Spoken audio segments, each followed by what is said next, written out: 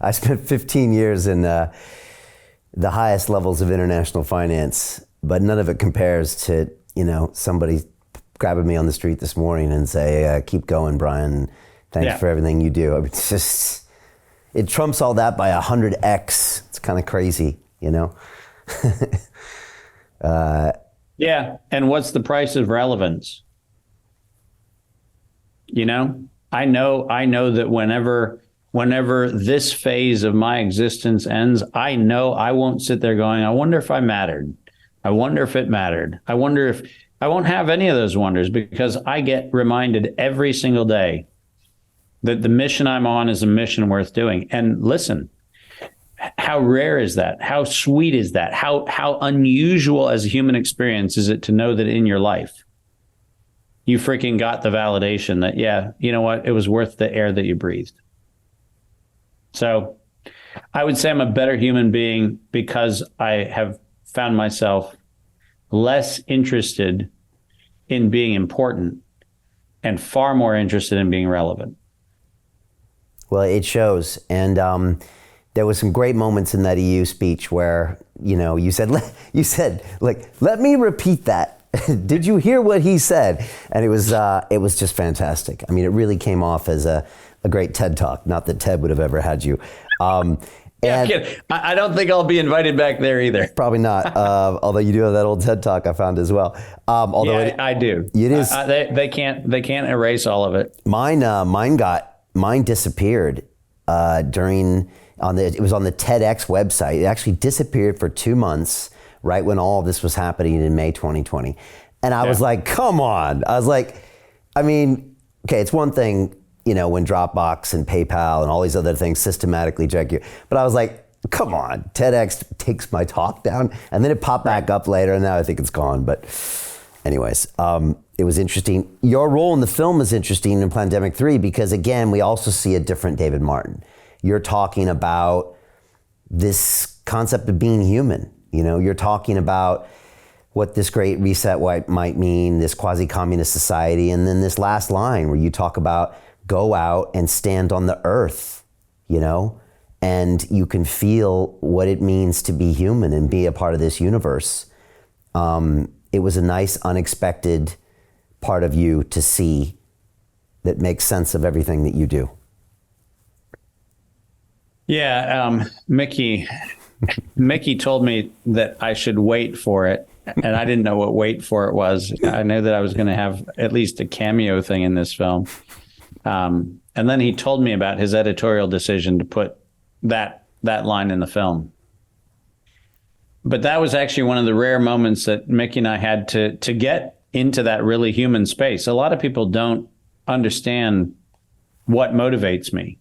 And a lot of people have not taken the time to sit and ask the question, and Mickey did. And so that soundbite comes from a much longer conversation. And like a lot of things that Mickey does, sometimes I wish he'd just let the camera roll be something people could see, because the longer conversation is really cool too.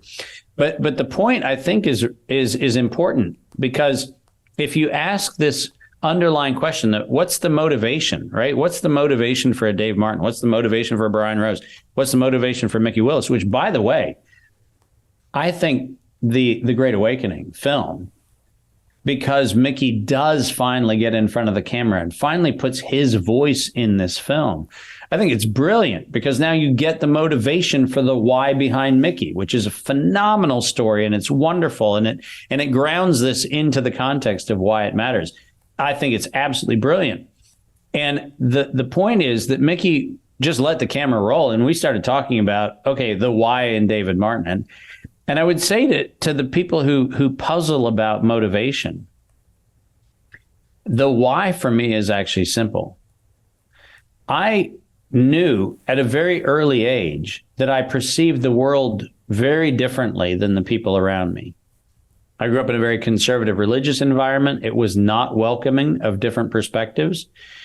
You can imagine how well I went over in that environment. And I had a very early life that involved some fairly unpleasant things around that experience. But at the same time, I started seeing that people who were controlled by ideology or dogma or a belief system that was intransigent, I saw the effects of that at such an early age that I realized that I did not want to be constrained by a set of perspectives that blinded me to the world.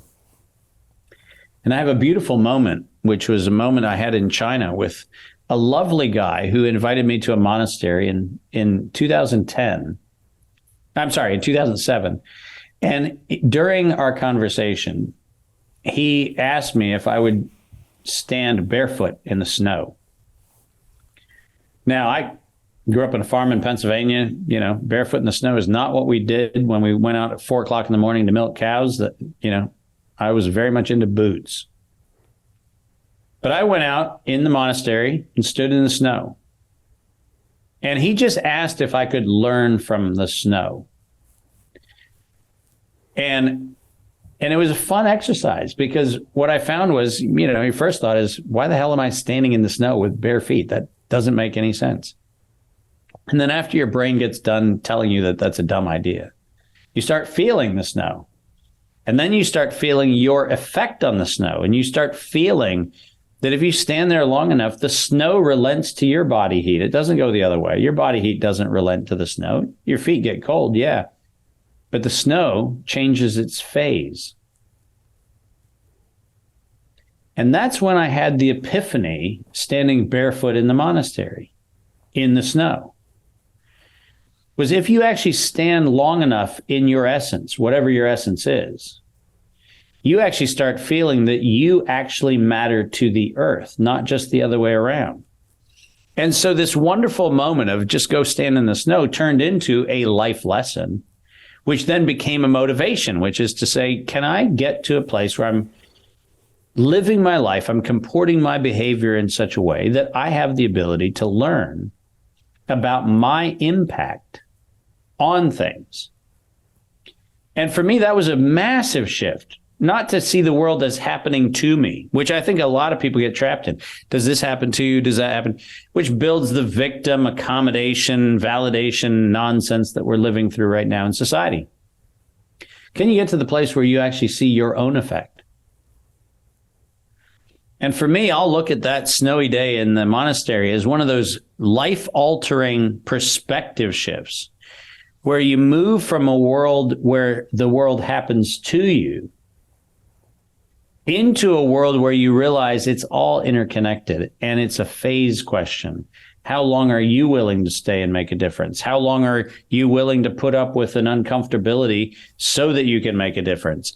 And so for me, COVID is a long stand in the snow, because that's all it is. It's just a long stand in the snow, because what we're going to do is we are going to change the narrative. We're going to change the trajectory.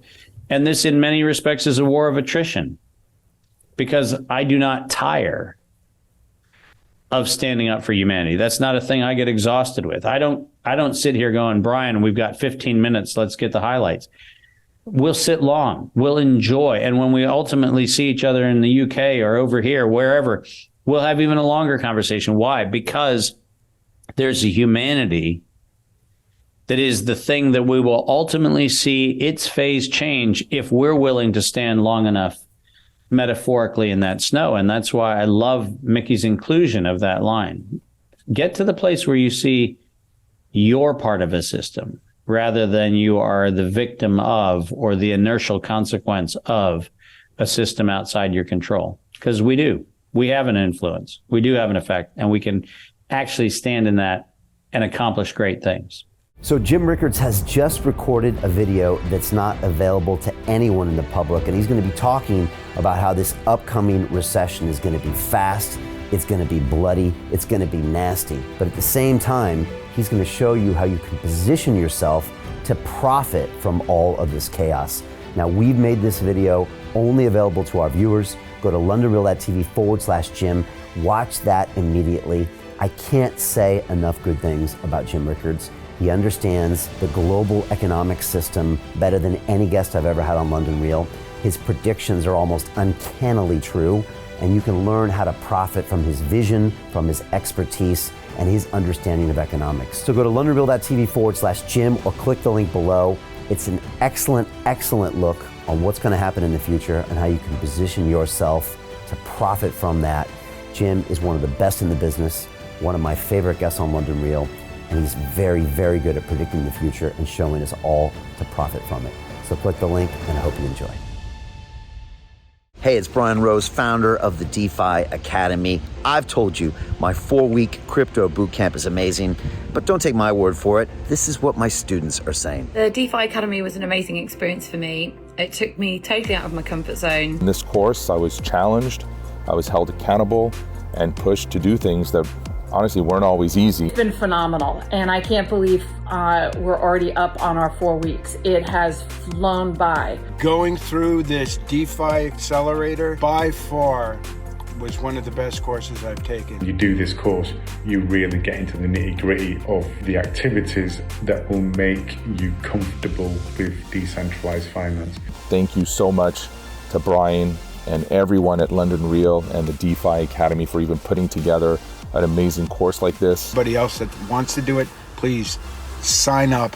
It is well worth the money.